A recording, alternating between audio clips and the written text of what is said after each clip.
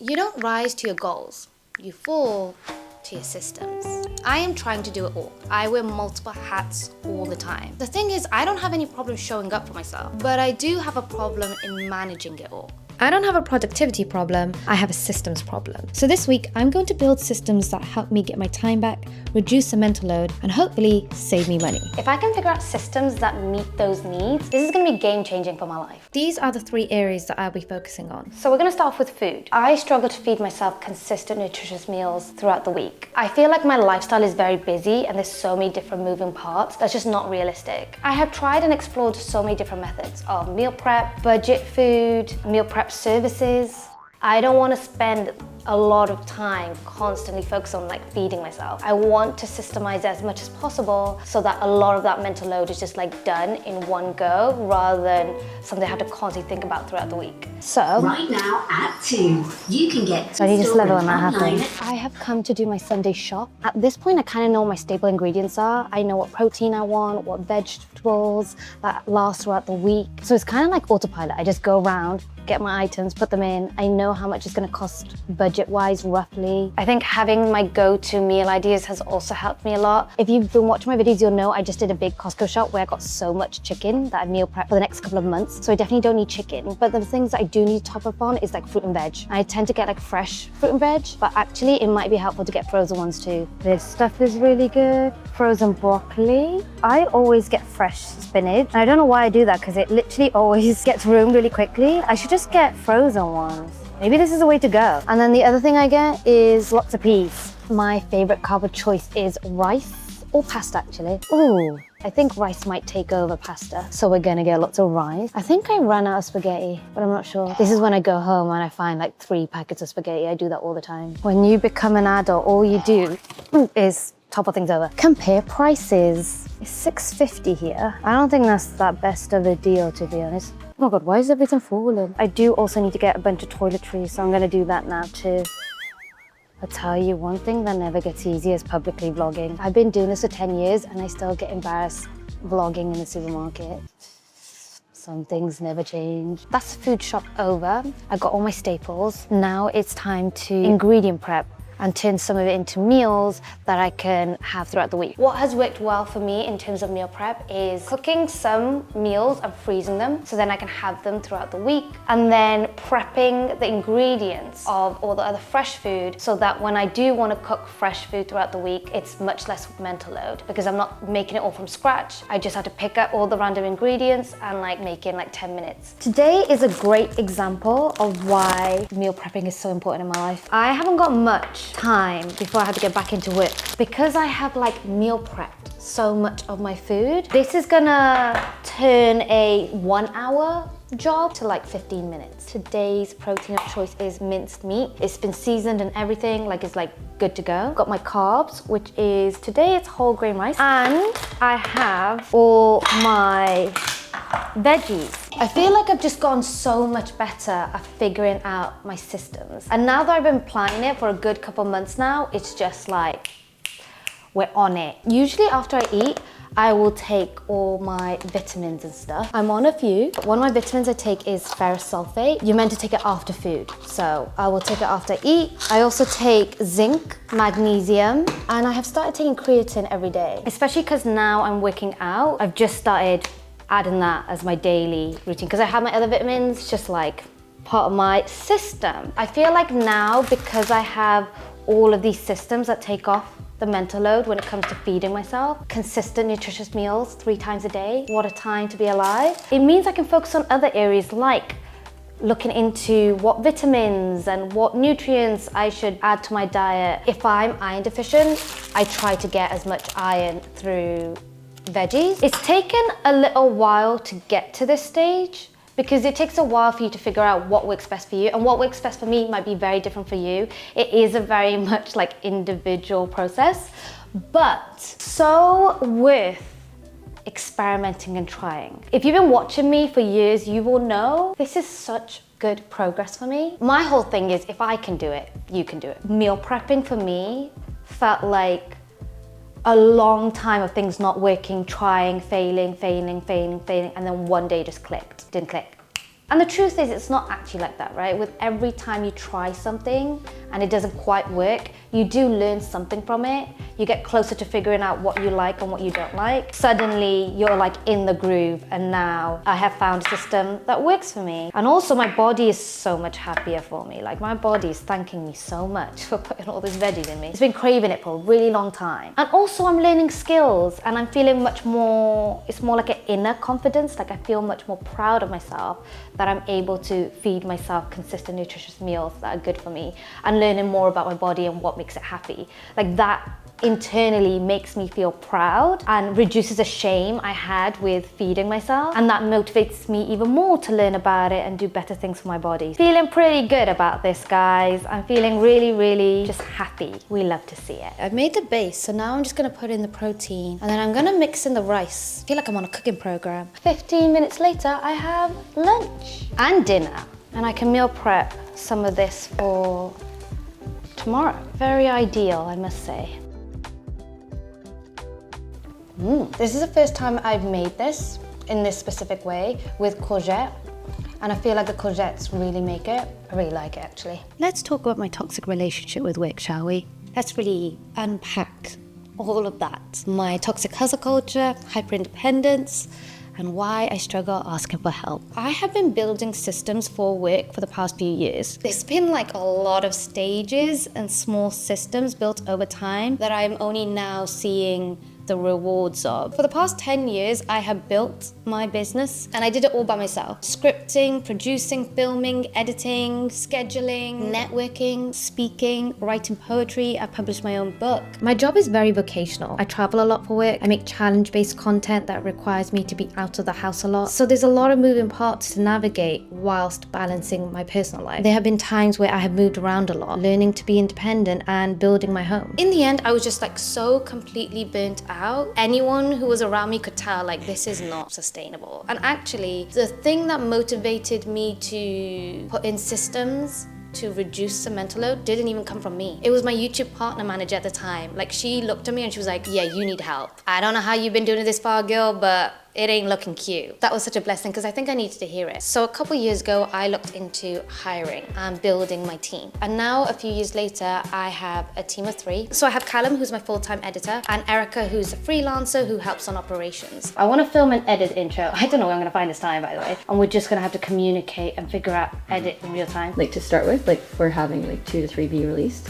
But I think 2 would be great. And the second one is I now have tools that take off so much of the mental load. A lot of my system is built on Notion. That's where my content calendar is, that's where my strategy, or the content pillars, the brand guides. That is our biggest systemizing asset. And I would say everything on Notion is what keeps a team running. I use frame.io for feedback. A lot of my job role now is giving feedback, because at the end of the day, I'm still the one in creative control. Everything has to come through me, and it has to feel like my voice and how I would say it. In order to have that happen, I need to give feedback. For storyboarding, I use Milano. A lot of my videos are storytelling videos. There's a lot of different parts. Like this video, there's so many different clips and so much movement. And to be as efficient as possible, I script and storyboard on Milano. It's been a game changer. I love Milano so much. And another big part of my job that you guys don't see is speaking at events, working with brands, and having a lot of meetings. And I use Gamma to make pitch decks, presentations,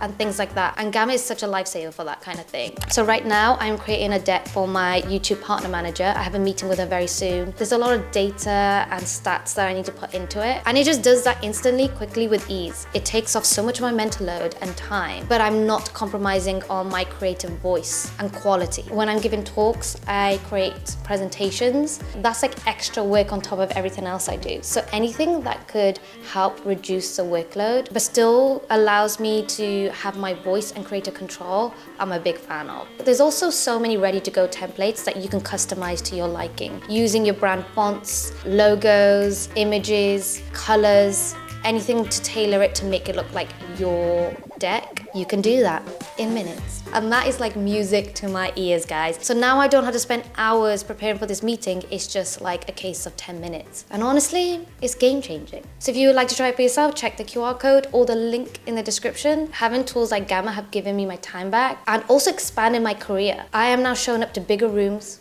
and get better opportunities. And a big reason for that is because I come in prepared with good quality presentations. It really does make a difference. Try Gamma now and bring your presentation to life.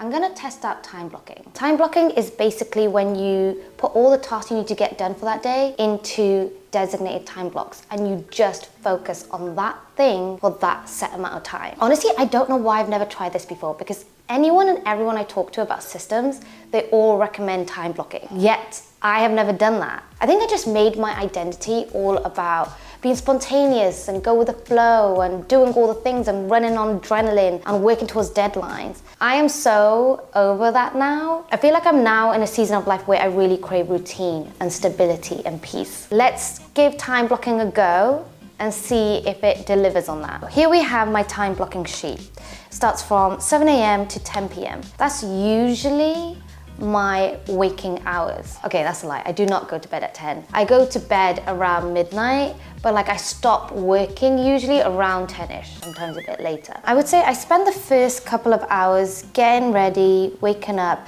and responding to messages. In my team, we all start off saying what our tasks are for the day and what we're gonna try and get done. Beyond that point, every day kind of looks different, depends on what's on the agenda. Am I going to events? Am I filming? Am I scripting? Am I gonna be away, traveling? But today is gonna be like a very average looking day. The next time block is filming. Now, I have never timed my filming. How long filming takes is so dependent on the type of video I'm filming, but for today, I'm gonna give myself 4 hours for filming. And I think that's all right. I guess by doing this task, I'm also kind of learning how long things take and what's a realistic time block. Usually, whilst I'm filming, I am giving notes to Callum on camera. I'm writing out the script and editing notes on Notion in real time. The goal is that this will save me time on feedback later down the line. Now, if I'm being completely honest with you, I usually work through my lunch, but if we're gonna try time blocking, I'm gonna try and have 1 hour where I'm not thinking about anything else or not thinking about anything work related. Is that wishful thinking? We shall find out. It is days like these that I'm so grateful I have meal prep. I don't have to think about lunch because it's already made.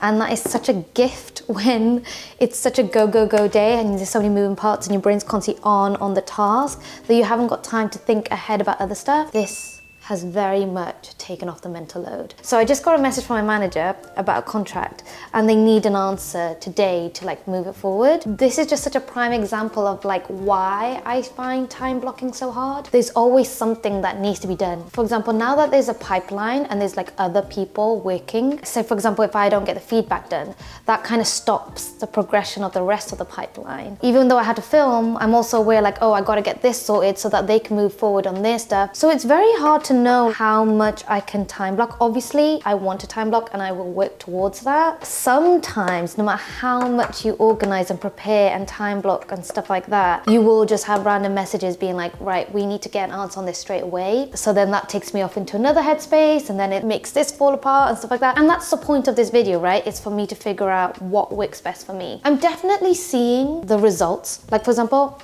I have food on my plate, ready cooked, fresh food that I don't have to think about right now. That is definitely progress. But there's still some things that aren't quite making sense. And maybe I just have to accept that that's the life I've built. Like if you're someone who wants to do it all, this is probably what it's gonna look like. But I don't wanna think like that because I really do wanna reduce the mental load. So I will be persistent and I will keep going, but I wanna give you a very realistic account of like, I don't want this video to be like, oh, so I applied these systems and now everything's great, because I still feel like I'm working quite late. Like I'm gonna be working quite late tonight because I've chosen to have dinner with my friend, which I wanna do because I wanna socialize. So I think what I'm gonna do now is I'm gonna have lunch. And whilst having lunch, I'm gonna respond to my emails just because I didn't really time block for that right now. And I could just get that done in like 10, 15 minutes. After lunch, I'll give myself 2 hours of focused laptop work. Now, when it comes to laptop work, it can be so many different things. I always underestimate how much time tasks really take. Things like responding to emails, giving feedback, scripting, and producing content. I have a work trip coming up that I need to plan for, and I have very much left it till the last minute. Very classic me. The ideal situation dream would be to do all of this with no distraction, but when you're the person who makes all the decisions, it means you will get distracted by messages at some point. This area is still very much a work in progress. That brings me to 4 p.m. and I am going out in the evening, and I also have some filming I need to do outside. I've given myself some extra time here because I know whenever I'm filming outside and not in my house, it takes longer because there's so many different variables that can stop it. Considering travel, finding locations for filming. Also, I'm running errands. I don't know how long the errands will take. Knowing my day was time blocked and accounted for actually made me a lot more relaxed in doing other things. And it's because I trusted the system I put in place. So I found myself able to shut off from thinking about work more than I normally would. So this was a very good sign. I always have this feeling like, oh, I feel like there's something I'm meant to be doing right now. But because I was just following the time blocking system, I didn't have that feeling, which was really good. And then I'm meeting my friend for dinner. So I'm gonna give myself 3 hours to socialize. I think that's a good, decent amount of time for my evening to just switch off and spend quality time and be present with my friends. The dinner we went to, oh, it was so good. I think those prawns were the best prawns I've ever had. It was so good. It was so nice to see Jay. I haven't seen her for a good little while. She has just come back from a trip to Malaysia, Thailand, and Vietnam, and she brought back some goodies which I wasn't expecting. She got me teh tarik, which is milk tea. If you've been watching me for a while, you will know Jay and I went to Malaysia together. So this is actually quite sweet that she got this for me. Iced tea, I think, or black tea. We got some chocolate. We didn't get dessert today. Maybe I can try some. Should I try some? I've never had these before. Oh my God, it's crispy. And then she got me so much coffee, which is kind of wild because I don't drink coffee, but I have a matcha station now, so I think I'll put this like next to it or something. And now I am gonna go back to work. I kind of tend to like working on the evenings because I don't get distracted by messages and emails because everyone else is off the clock. So it means I can do more like deep focus, uninterrupted work. Is that healthy?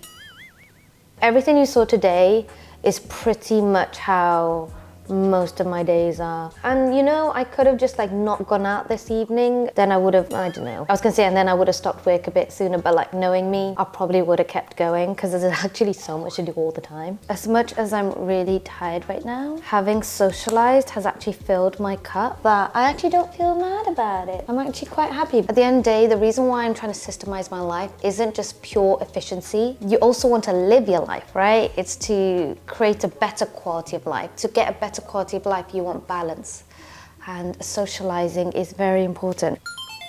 Why does it do that? Don't understand, hun, what's going on? So confused, what's happened? I don't understand, why is it doing that? I take it back, this is actually quite stressful. I would like to be in bed right now. I'm joking. Honestly, I feel a bit delulu. Oh, I give up. Why is it not working? I don't understand. Technology, why is it like this? There's probably a very valid reason why it's like this, but I don't know what it is. Okay, let's try it now. Oh, I think it just wasn't on. Okay, well, I figured it out now. I am doing my first ever podcast today. I've never done a podcast before. I am the biggest yapper, and the main type of content I watch is podcasts because I love learning about people and their journey and like deep diving into like deeper conversations, but I've never done one. It should be a really nice one. Her name is Luella. She seems really lovely and I really like her message. Her whole message is about why not you. The reason why she's having me on her podcast is because I don't come from a privileged background. When I started out on my journey, I had like no money, no resources. I definitely didn't have anyone I could look up to that came from a similar background to me to be like, they did it, so maybe I could do it too. The only thing I could rely on was self-belief and delusional hard work. And luckily it worked out for me. And now that I am here, I want to encourage everyone else who came from a similar situation to me to go for it too. So the podcast is basically going to be talking through my 10-year journey on what the actual real experience was like. So it's got me like reflecting a lot about what I was like when I first started out to what I'm like now. Because I've been living it day to day, you don't really notice the change. It's only when you reflect that you're like, wow, my life is very different now. At the same time, I still feel the same. I do still feel like the same Taz you guys watched 10 years ago. But I think externally things have changed. One of the biggest change now is I have a team. To be honest, the only reason I'm even able to do these kind of things, like go on a podcast, is because I have a team. Like I have people who are taking off some of the load for me. That gives me time to do other projects and experiences like this. So that's really good. I think the main thing that was stopping me from outsourcing was shame. Shame is one hell of a feeling. It controls you in so many ways. There's this whole thing of like, oh, what do? Your job is easy, you just make videos. If you're in this job and you see the behind the scenes of how much you do, you realize there are so many things that goes into this job. But because I was so grateful of having this job and knowing how much of a privilege it is, I felt like I had to like prove my position in it. I felt like if I gave away the work, it would take away the credibility of what I do. It's like, well, what you do now because you have an editor, which was like so silly. Now being in the position I'm in now, I'm like, oh, why was I just like put myself through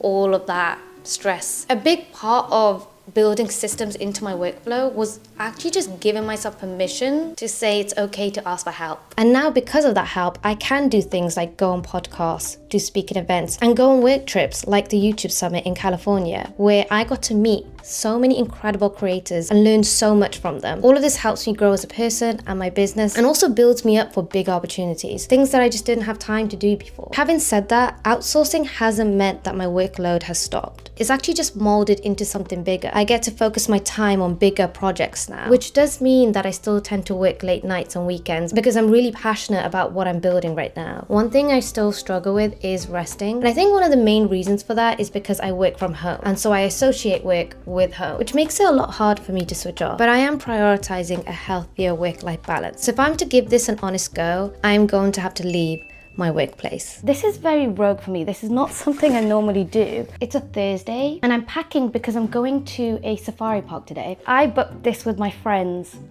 a little while ago, and at that time I was in this headspace of like, I need to prioritize rest. And so I was speaking to people and they were like, oh, rest isn't something that just happens. You have to prioritize it. If I'm trying to build systems and teach my body how to be more regulated, then I need to teach it how to rest. So I'm just gonna book this trip. It's only one night overstay, but it's like 2 full days. And at the time I was like, yeah, this is good for me, so I'll do it. Now that the day has arrived, I'm doing that classic thing that I do where I'm like, there's so much that needs to be done. Like even this morning, I woke up and I was like responding and sending messages, making sure things are gonna get done while I'm not available today. But I'm so aware of how much needs to get done that I am, just in case I am taking my laptop with me. I do want to make the most of this in the sense of like, if this trip is for me to shut off as much as I can, I want to try and do that. But I'm also trying to give myself grace and understand like, I'm not gonna change in a day. I just need to train my brain to get to that place of like, you can just stop. I feel like I have immediately failed this challenge because I've gone straight into work mode. It's because I need to do some work now so that they can continue working tomorrow. The timing of all of this isn't ideal. There was meant to be another video that was going to go out this weekend and it was like a branded video. Things got changed, so then this is like a very last minute quick edit video. The plan was to be like ahead, but sometimes when there's third parties involved like brands, you're not entirely in control of like the upload schedule. So that's why we're here right now. If everything did go according to plan, I would have been easily able to shut off right now, but it's fine, it's all fine, and it is fine. I want to be completely transparent and say that actually I found this really hard. I guess I never really knew how hard I found it to switch off because I never really tried. But when I actively try to make time to switch off, I am reminded by how quickly I get hooked back into work. The truth is, I don't know how well I did. I think I definitely had moments where I was present and engaged and switched off from my work. But then also I also felt pressure to get back my laptop, respond to messages, give feedback. So it's hard. I definitely feel like I've implemented systems that have drastically improved my workflow, but it's not like a one solution fixes everything kind of thing. I think this is an area of my life that I'm gonna have to try and keep learning and growing and seeing what works and what doesn't. But it's a lot more layered and nuanced than just time blocking things. It's definitely improved my workflow, but I wouldn't say it's like completely solved all my problems. I think the main difference notices that these days I am prioritizing rest more, and that is a step in the right direction. And I also just want to show you guys what my work actually looks like most of the time. Like sometimes my job can be very glamorous, but a lot of the time it is me sitting on my sofa with terrible posture, looking like this, very tired. We're just thriving out here. And I love it. I'm so grateful to have this job, but I'm also self-aware enough to know that this isn't healthy and sustainable, which is why I want to build systems so that I can work in a more efficient, healthy and better way, so that I can show up for my best at work, because that's important to me. Now we're coming on to home interior design. This is an area I have no clue on. This is going to be the biggest learning curve in this video, I think. So my pain points are overwhelmed. Everywhere I look in my home, there's just so much stuff. None of it looks how I want it to look. I don't even know how I want it to look, and I just don't know what to do about it. I think the biggest blocker right now is I don't know where to start. I feel like the way I'm going about it is very stressful, and sometimes by doing something, it just creates more mess. And then I'm like, well, now this is falling apart. And I'm just like trying to keep all the spinning plates happen. The mental load is quite intimidating, or at least what I perceive to be the mental load feels quite intimidating. When I think of my home and designing it, it just feels like quite a big task. Other problem I have is time. I'm trying to keep up with every other area of my life. Home interior design ends up being quite low in the priority. I just haven't been able to make time for it. Again, if I time block, maybe that will be the solution for me. And the other thing that puts me off is money. I'm worried that I'm gonna spend a lot of money on things to decorate it, and then it's just not gonna work, and that would have been a waste of money. My approach to home decorating so far was to do like this big transformation and decorating everything in one go. I've done my bedroom and I've done my office. This is my office space, and I don't really need to explain why I don't work in here. Everything about this situation here stresses me out. I'm also feeling a lot of shame. It doesn't give me a lot of pride and joy to share this with you guys. There's just so much stuff everywhere that I don't know what to do with. But I feel like I don't even need like 90% of this stuff. I think last time I was focusing too much on making it look cute, but it didn't feel cute when things were piling up. Less is more, people. Less is more. I don't know why I'm saying it to you, because clearly the message has to come to me. It wasn't clicking here, but I think it's starting to. Less is more. End of sentence. Let's declutter. Decluttering took a lot longer than I thought. It wasn't a hard job, but it was time consuming because I had to be really intentional about what I wanted to keep and what I didn't. I've like kept so many filming equipment stuff that I just don't need. Like this lens, I'm never gonna use it. There's just so many random things here. What even is this? I think this is a TikTok light.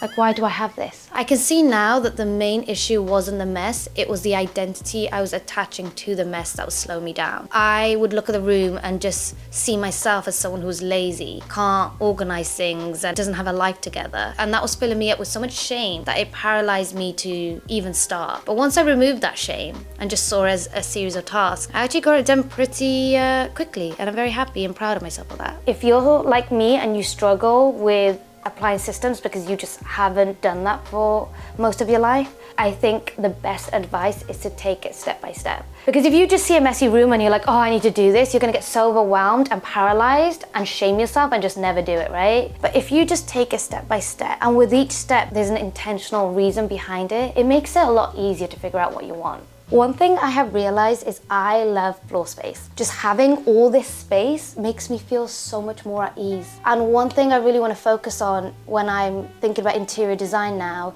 is how does a room make me feel? And also the purpose of the room. One thing I realized is I didn't make the purpose of this room very clear. Like I knew, I was like, oh, I was calling it an office space, but I was also using it as a laundry room, a storage place to put all the things that I don't know what to do with. And so once you start mixing and blurring the lines, it gets very cluttered. I think an organized, intentional approach creates an organized, intentional space. How you feel on the inside is very much how it comes out on the outside. I can so see myself working on this desk now. I also have a filming space because now that the futon is empty, I can film on there. I have always described myself as someone who is spontaneous and chaotic. Like I thrive in flexibility and adapting. I'm very good at adapting to new situations.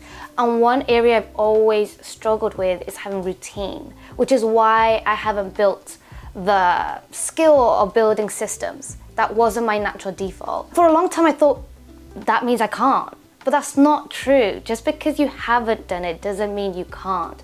It just requires a bit more effort. You have to be a bit more intentional about it because you're learning a new skill. Seeing me think about this room more in a more systemized way of like, okay, well, we decluttered, that's stage one. Now what do we do with this space? I have decluttered quite a lot, but I can see there's loose wires and lots of camera equipment on my floor, on my office table, even in my living room dining table, because I just have so much equipment that I need, but I don't have a proper storage system for it yet. So now I know, okay, that's the pain point I have.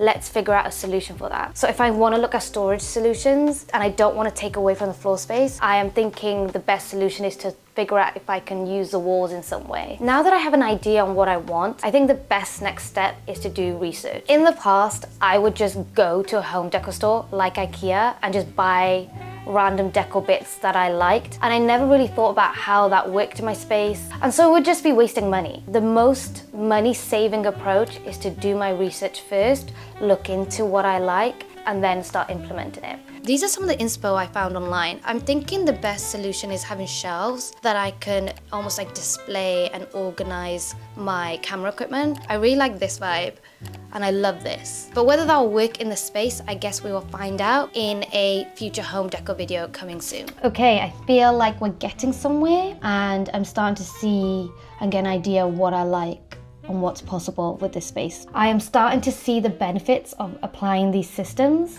and it feels really good. So maybe I am a person who likes routine. I've just been telling myself I don't, but actually I really like the benefits of all this routine, so I think I might be converted. I think the biggest sign that this is working is how I feel. I just feel so much better in my body. And I think the reason why I feel much better is because I can trust to let go of some things now. I have built everything I have from the ground up by myself. And the more I say that out loud, the more I'm like, I don't know how I did that. And it came at the cost of my mental health and burnout, which is very well documented online. And now I'm realizing that didn't have to be the only way. There are so many other ways that you can improve and gain success and reach your goals without it costing you your mental health. Because I built a life that is so independent, I was like, I don't know how to do it any other way. So for me, the journey hasn't just been, okay, well, these are steps and do this. I had to kind of get over a lot of mental barriers. My feelings with shame, asking for help. I don't think my life is completely solved now, but I am seeing improvements. And that was the whole point of this video, right? To make progress. There's always going to be challenges in life, but it's how you approach them and having the mindset of constantly wanting to learn and grow. And I feel like if you learn from an experience, you can never fail.